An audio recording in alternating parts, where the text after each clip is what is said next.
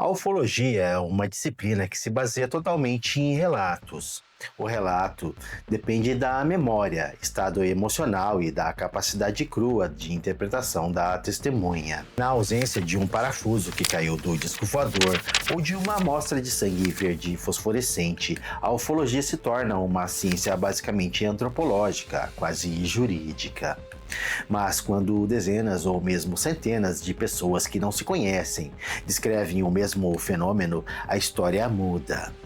O relato ganha atração e credibilidade. Na maioria das vezes, encontros com fenômenos estranhos são relatados por entusiastas de determinados temas, mas em Varginha vemos um mosaico de fontes que nada tinham a ver umas com as outras. Três jovens humildes que nunca tiveram nenhum interesse em ufologia, enfermeiros e médicos que relataram o isolamento de áreas hospitalares inteiras e a presença de homens de farda, soldados e sargentos que, sob condição de anonimato, confirmaram a captura e transporte dos seres. O caso explodiu na aurora da era moderna das comunicações e as investigações começaram simultaneamente ao desenrolar dos fatos.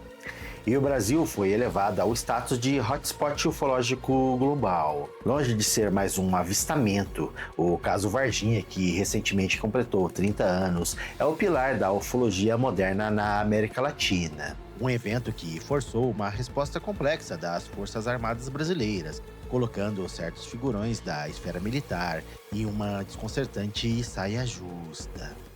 Trabalhamos em prol do Exército, em prol da nação. E aquilo que separa Varginha de Roswell, por exemplo, ou dos contatos telepáticos da ufologia mística é a chocante descrição biológica. A maioria dos relatos ufológicos foca na nave, luzes, propulsão, física. O caso Varginha se torna singular por focar na captura de seres vivos que apareceram em uma densa área urbana. Enquanto Roswell é sobre a recuperação de tecnologia, Varginha é sobre um incidente biológico extremo. E a crueza das descrições. Longe daquilo que se relata sobre criaturas cinzentas de pele lisa, cabeças desproporcionais e olhos vazios e totalmente pretos, as testemunhas de Varginha descrevem os detalhes de algo muito mais visceral. Saudações, navegantes do abismo! Vivemos em um universo estranho, onde conspirações e mistérios existem logo abaixo da superfície da realidade que acreditamos conhecer. Se você tem curiosidade e deseja se aprofundar em assuntos como o sobrenatural, as conspirações, true crime, ou se você busca respostas para a pergunta mais relevante da existência humana, estamos sós no universo? Então seja bem-vindo a este canal. Eu sou o Cleitão e você está no Absonauta.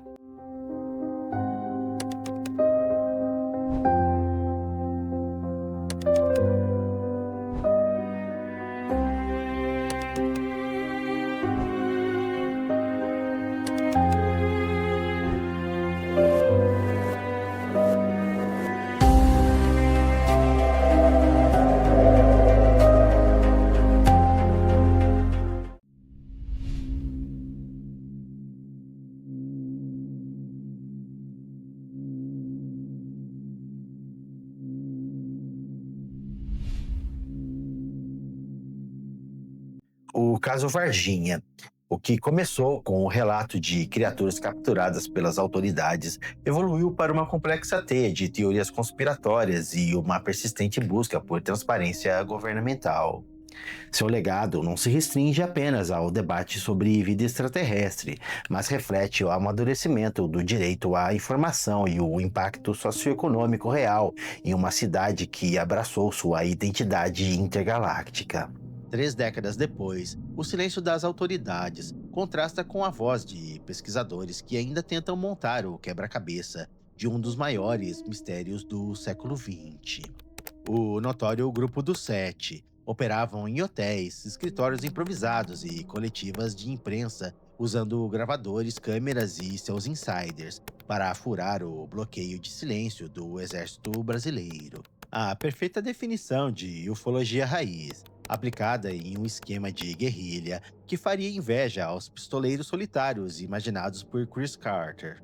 incorporando o espírito de uma era onde a verdade parecia estar escondida atrás de camadas de burocracia militar e sombras governamentais.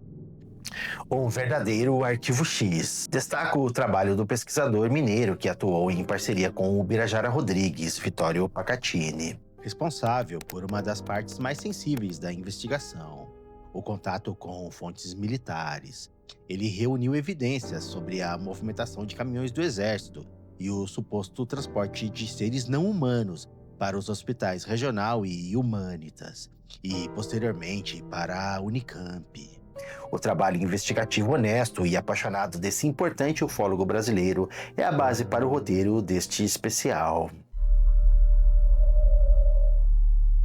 No interior da montanha Cheyenne, no Colorado, protegido por milhões de toneladas de rocha sólida, existe um superbunker. Seu propósito é monitorar os céus em busca de aeronaves, mísseis ou objetos espaciais não identificados que possam representar ameaça ao espaço aéreo da América do Norte. Seu nome é NORAD.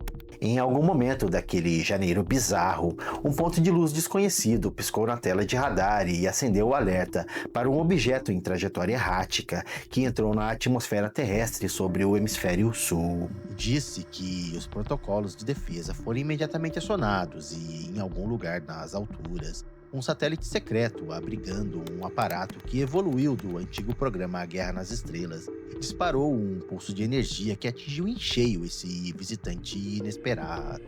Em seguida, as autoridades brasileiras foram oficialmente notificadas através do SINDACTA sobre a queda iminente do objeto na região sul de Minas Gerais. Nos dias que se seguiram, um pesado avião militar americano adentrou o espaço aéreo brasileiro sobre a região sudeste, sem que houvesse uma justificativa clara para sua presença imediata. José Manuel Fernandes era controlador de tráfego aéreo e trabalhava no centro de controle na época. Ele conta que monitorou a entrada dessa aeronave em nosso espaço aéreo, sem que houvesse uma autorização de voo previamente registrada. O avião americano teria pousado no aeroporto de Viracopos, em Campinas, e lá ficou estacionada e recebendo apoio logístico enquanto os fatos se desenrolavam em Minas. Segundo relata Fernandes, houve uma coordenação direta entre autoridades militares brasileiras e americanas, e que ele e outros controladores foram instruídos a não questionar ou registrar formalmente certas comunicações relacionadas a esse tráfico específico. O depoimento de José Manuel Fernandes é a primeira peça desse estranho quebra-cabeças e acaba se tornando uma das peças testemunhais mais importantes para sustentar a tese de que realmente houve uma operação conjunta entre o Brasil e os Estados Unidos para o recolhimento de materiais e seres de origem desconhecida. Sob um céu claro, lavado pelas águas da chuva recente, uma casinha simples se abrigava por entre as colinas suaves que se elevam em volta da BR-491. Dona Oralina levantou sobressaltada, acordada pela agitação do gado e o latido dos cães lá fora. Algo rompeu o silêncio e assustou os animais do sítio onde ela e seu marido, o Sr. Eurico de Freitas, trabalhavam, contratados como caseiros. Acreditando estar sendo vítima de ladrões de gado, ela abriu a janela do quarto e se deparou com um cenário ainda mais inquietante. Uma estranha aeronave, cinzenta e alongada, do tamanho de um ônibus, planava silenciosamente, atravessando o pasto em baixa altitude e soltando uma coluna espessa de fumaça esbranquiçada. Imediatamente, Dona Oralina chamou seu marido, que dormia no sofá da sala em frente à TV ligada. Os dois acompanharam a movimentação da máquina enquanto ela deslizava sobre o pasto bem na frente deles, perdendo altitude e apavorando os animais. Com medo, os dois não ousaram sair e assistiram ao evento de dentro de casa, trocando de janela conforme a coisa fazia uma curva aberta em volta deles, indo na direção da Fernão Dias e quase tocando os topos dos morros enquanto perdia a altitude.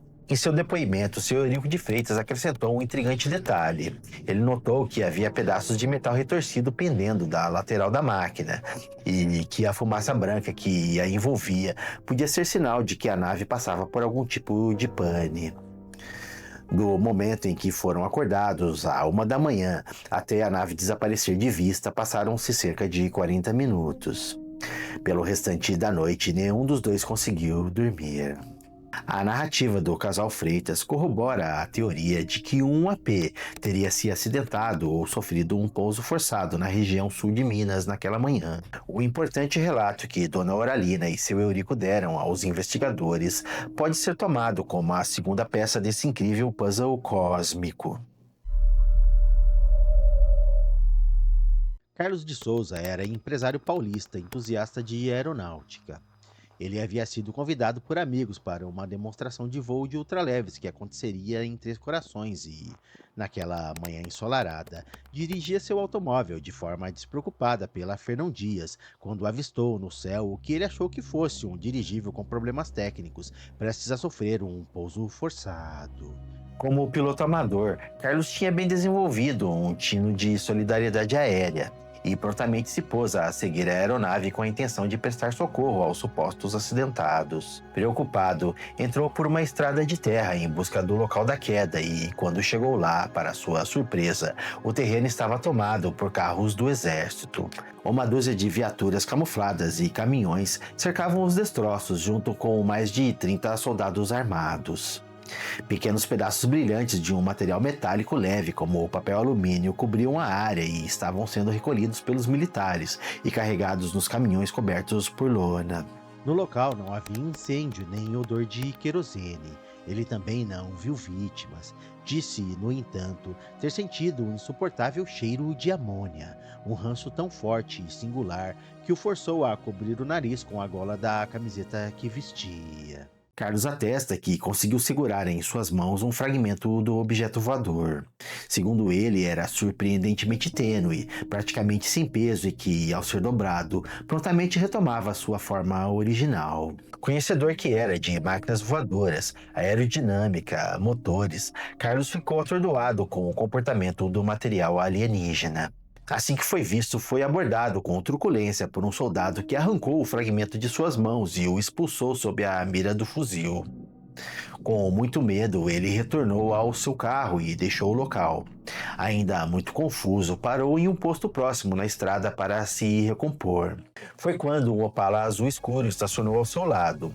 Desceram dois homens engravatados, ternos pretos, e que vieram falar com ele em tom de ameaça. Carlos de Souza ficou em silêncio por 15 anos. Seu relato veio à tona apenas em 2011, quando se sentiu seguro o suficiente para falar pela primeira vez com o respeitado ufólogo Claudeir Curvo. Essa pressão sobre um homem que tinha muito a perder, família, patrimônio, reputação profissional, é um dos argumentos que os investigadores ufológicos usam para validar a seriedade de seu testemunho. Seu relato emocionante aparece no documentário Moment of Contact, do cineasta americano James Fox. E outra peça se encaixa. Uma nave teria então caído na zona rural de Varginha em 13 de janeiro de 1996. 7 dias depois, a história da cidade nunca mais seria contada da mesma forma. Estamos agora próximos de conhecer o relato mais impactante do caso Varginha. O encontro com um insólito em um terreno baldio que chacoalhou os alicerces do cenário ufológico mundial. Mas antes de continuarmos, preciso te contar que esse vídeo que você está assistindo agora foi roteirizado, gravado e editado com muito suor e enorme carinho. Elas não estavam preparadas para o que o cosmos estava prestes a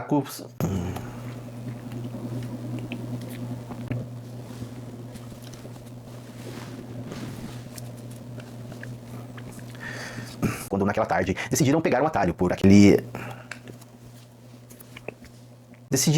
atalho por aquela... Então me dá essa moral, não custa pra você deixar o bloody like, compartilhar o vídeo maldito e se inscrever neste canal bizarro. Em 1996, a cidade de Varginha passava por um importante movimento de transição econômica, embasada pelo sucesso recente do Plano Real, confirmando sua posição de destaque no sul de Minas.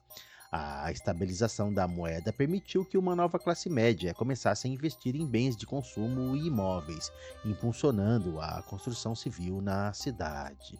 Os bairros vizinhos, Santana e Jardim Andere, epicentro dos avistamentos, eram cercados por áreas de pasto e por fragmentos de mata nativa, onde hoje existem quarteirões inteiros de casas novas. Naquele tempo, o que havia era diversos terrenos baldios e áreas de transição para o chamado vazio urbano.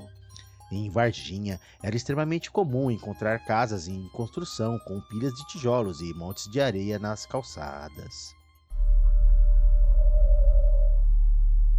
Sob o inclemente sol de verão, o pedreiro Henrique José de Souza trabalhava em uma construção no bairro Jardim Andere, quando uma comoção que acontecia na rua abaixo chamou sua atenção. Um grupo de garotos apontava para algo que se escondia no mato, descendo um barranco. Gritavam e jogavam pedra no que parecia ser um animal ferido e acuado. Sem aviso, a rua foi tomada de assalto por carros da polícia e do Corpo de Bombeiros e por um caminhão camuflado da ESA, a Escola de Sargento de Armas. Os bombeiros desceram, portando redes e equipamentos de captura e adentraram a mata, enquanto os soldados faziam uma contenção de perímetro e afastavam os curiosos que então passaram a observar toda a ação de longe. Alguns minutos depois, os homens subiram a ravina com o suposto animal envolto pela rede. O colocaram em uma caixa de madeira, selaram a caixa, carregaram a caixa no caminhão do exército e partiram sem dar nenhuma explicação para os moradores. Mais tarde descobriu-se que essa operação de captura teria sido comandada pelo Major Maciel do Corpo de Bombeiros de Varginha. O pedreiro Henrique disse depois que um policial o orientou por mais de uma vez a ficar calado sobre o episódio que presenciou. Outro testemunho fundamental para a compreensão do encadeamento dos fatos surgiu. Um consultor de vendas voltava para casa no bairro Santana e, enquanto estacionava seu carro, percebeu uma movimentação estranha que ocorria praticamente na porta da sua residência. Ele viu um caminhão do exército parado próximo à área de mata, no limite do seu bairro com o Jardim Andere. Naquele momento, a curiosidade, uma das mais primordiais características humanas, o fez perder a fome. Esse homem então se pôs a caminhar até o local e, junto com um grupo de vizinhos, assistiu a uma cena de cinema. 7 soldados, vestindo uniformes de combate completos e portando seus rifles, começaram uma autêntica varredura. Seu alvo era a área de bosque. O movimento coordenado dos militares despertou enorme interesse, especialmente pela forma meticulosa como se moviam. Nunca antes algo parecido havia acontecido naquela periferia. Os militares desapareceram por detrás da parede verde de troncos e mato alto, e então 3 estampidos foram ouvidos. 3 sons de tiro. Em seguida, 2 soldados saíram do bosque, cada um carregando nos ombros um saco escuro de lona. Um estava inerte, o outro parecia conter algo em seu interior que se mexia. Foram removidas pelo exército brasileiro 2 criaturas da mata que servia de fronteira entre Santana e Jardim Andere no horário do almoço daquele histórico 20 de janeiro. Uma viva e a outra morta. Algum tempo depois, as investigações conduzidas por Edson Boaventura e Claudeir Covo revelaram um detalhe chocante. Eles descobriram que a criatura havia sim sido baleada, não porque tivesse atacado o soldado, mas por causa do pavor que o guerreiro sentiu ao ficar cara a cara com algo completamente diferente daquilo que ele conhecia. O evento mais notório de todo o caso Varginha acontece agora. Eram 3 jovens que, até aquela tarde, viviam rotinas comuns. Iam à escola, iam à igreja, assistiam à novela das 8. Eram boas filhas, obedientes e que honravam seus pais. Nenhuma delas olhava para o céu em busca de prodígios. Qual era o conceito de medo para essas meninas? O medo, se existia, era o medo comum, uma nota baixa, levar bronca da mãe, um desentendimento com uma amiga. Elas não estavam preparadas para o que o cosmos estava prestes a cuspir sobre elas, quando, naquela tarde, decidiram pegar um atalho por aquela área que lhes era tão familiar. Elas voltavam para casa, em Santana, depois de uma manhã de trabalho fazendo serviços domésticos para uma conhecida no Jardim Andere. Naquela época surgia no local um novo loteamento e um campo se abria no bairro. Quando chegaram a esse ponto do trajeto, decidiram cortar caminho. Elas pisaram na trilha de terra batida, que rasgava o terreno baldio em fila indiana. Liliane liderava e Kátia vinha mais atrás. As três vinham conversando de forma descontraída, quando de repente Liliane deu um pulo e apontou. No terreno havia um muro alto de blocos ásperos sem acabamento, com muito mato em volta. Touceiras tão altas quanto o próprio muro e que, naquela hora da tarde, lançavam densas sombras sobre o entorno. Alguém havia pintado à mão com tinta branca um retângulo de linhas tortas que riscavam a parede e subiam atrás das moitas. O que deveria representar uma trave de futebol se tornou a moldura de um quadro horrendo, a gravura de um pesadelo vivo que rivalizaria com algo concebido pela imaginação do pintor polonês surrealista Beksinski. De cócoras na terra, junto ao muro, encoberta pelo mato e emoldurada pelo desenho da trave de futebol, estava uma criatura bizarra. A coisa que elas viram agachada naquele barro úmido não era um monstro de cinema feito com maquiagem e roupa de borracha. Era uma ofensa à biologia. Possuía pele marrom escura. Sob a intensidade do sol da tarde, ela era viscosa, como se tivesse o corpo untado. O crânio era grande, desproporcional e 3 caroços se destacavam na parte frontal. Não tinha cabelo, a cara sem sobrancelhas ou cílios. Os olhos enormes e avermelhados sem pupilas, inchados, pareciam saltar das órbitas. Não tinha nariz. O que se via eram 2 pequenos furos sobre o rasgo minúsculo que fazia às vezes de boca, sem vestígio algum de lábios. Havia veias espessas que serpenteavam do pescoço até os ombros. Os braços eram longos, magros e terminavam em mãozinhas com 3 dedos. Na posição em que estava, as mãos da criatura pareciam enfiadas no meio das pernas. Os pés, fora de proporção em relação ao corpo, eram absurdamente grandes e com 2 dedos bem separados entre si em formato de V. No instante em que você olha para a criatura, a confusão mental é total. O cérebro tenta desesperadamente etiquetar o que está vendo para poder selecionar a reação mais adequada para que você possa sobreviver. Imagine o cérebro humano como um computador tentando processar um arquivo corrompido. Você olha, mas os olhos recusam a imagem. Nenhuma etiqueta serve. Em outras palavras, o cérebro buga. Então o terror não nasce do que conhecemos, mas da quebra absoluta da lógica. A verdade nua e crua é que aquelas meninas estiveram diante de um ser vivo, alienígena, algo que não deveria estar ali. E é nesse ponto que o caso Varginha se destaca em meio à totalidade da casuística ufológica mundial. A escala de Hynek, criada pelo professor e astrônomo J. Allen Hynek no início dos anos 70 para classificar as interações entre humanos e fenômenos ufológicos, em sua concepção clássica tinha apenas 3 níveis. O contato imediato de primeiro grau, onde ocorre o avistamento de uma nave em distância próxima, permitindo ver detalhes que descartam aeronaves comuns e fenômenos da natureza. Dona Oralina e seu Eurico de Freitas experienciaram o contato imediato de primeiro grau. O contato imediato de segundo grau, quando o AP deixa evidências físicas ou causa efeitos no ambiente. Isso inclui marcas de queimadura no solo, interferência em aparelhos eletrônicos ou motores de carros, reação em animais ou efeitos fisiológicos no observador. Clica aqui nesse card que tem um vídeo impressionante no canal sobre um contato imediato do segundo grau, muito importante na história da ufologia. Não perca! O célebre contato imediato do terceiro grau, que é o nome do filme do Spielberg.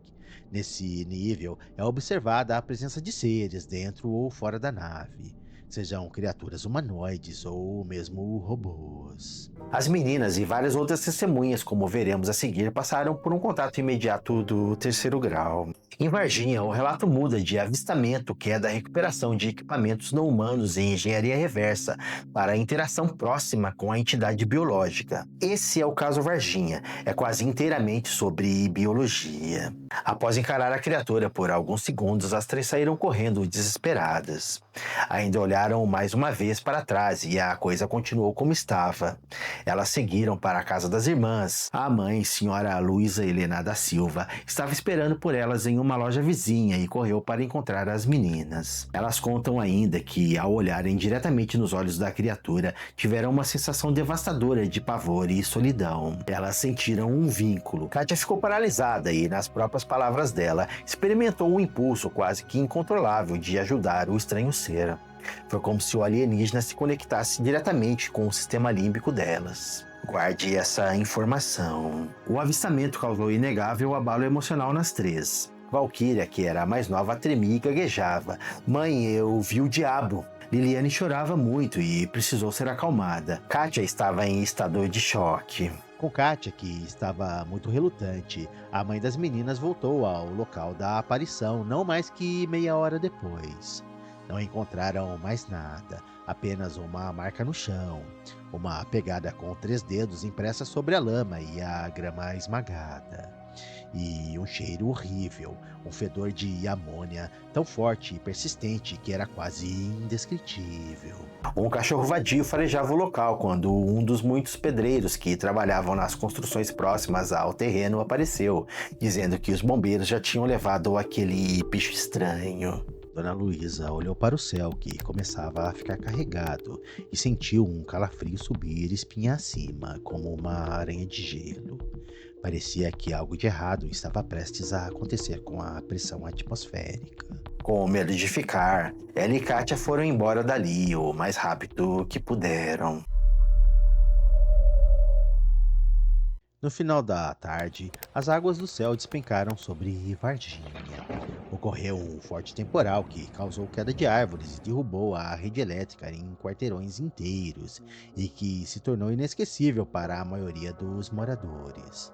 As ruas foram lavadas, talvez carregando para os bueiros da cidade vestígios importantes para o esclarecimento dos fatos. Uma estranha conveniência gerada pela natureza, solidária, quem sabe, às nebulosas forças que agiam sobre o Jardim Andere e Santana naquele dia. No meio dessa chuvarada, 2 policiais à paisana se encharcavam enquanto tentavam fechar o vidro do carro que dirigiam, uma viatura descaracterizada. O mecanismo estava com defeito. A dupla da inteligência da polícia militar estaria em missão em torno do Jardim Andere. Eles deviam observar qualquer movimento estranho que se desenrolasse no local. Após a chuva, Marco Elixerese passou em casa com o parceiro Eric Lopes para trocar a roupa molhada e avisar a família que iria retornar tarde. Esta seria uma longa noite de trabalho. Ao retomarem sua ronda, entraram devagar pela rua José Afonso de Campos, no fundo do Jardim Andere. Foi quando viram uma das criaturas sair das sombras de uma construção e atravessar o asfalto molhado bem na frente deles. A reação automática do motorista Eric Lopes foi frear bruscamente, mas em seguida ele decidiu acelerar e literalmente atropelou o ser. Sem hesitação, o cabo Xerez desembarcou e se aproximou do alienígena, que estava deitado imóvel quase que embaixo do carro. O movimento seguinte daquele destemido policial militar selou seu destino. Sem usar luvas ou qualquer equipamento de proteção, ele levantou o ser em seus braços e o trouxe para dentro da viatura, colocando-o no banco de trás. Sem demora, os policiais tocaram para o Hospital Regional de Varginha, onde uma ala inteira permanecia isolada para receber as criaturas. Missão cumprida. No final daquela noite, o taciturno policial Xerez voltou para casa e, como já era normal do seu comportamento, evitou comentários com seus familiares a respeito de tudo o que havia visto e vivido. No entanto, algo não estava bem. Marco Elixerese, então com 23 anos, detentor da patente de cabo, atuante no Serviço Secreto da Polícia Militar de Minas Gerais e, portanto, parte integrante de todas as operações nacionais que promoveram capturas de criaturas não humanas no dia 20 de janeiro de 1996, teria sido contaminado de uma maneira ou de outra, depois de ter tido contato direto e sem nenhuma proteção com um dos seres.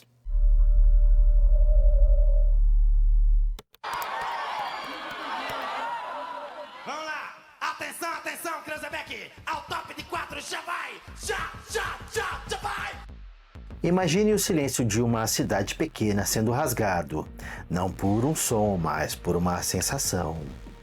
A segunda-feira começou arrastada e preguiçosa, como um longo bocejo, mas havia algo no ar. Algo timidamente cochichado entre os varginhenses, não admitido abertamente. As 3 meninas contaram o que viram para a mãe, que, por sua vez, conversou com os vizinhos.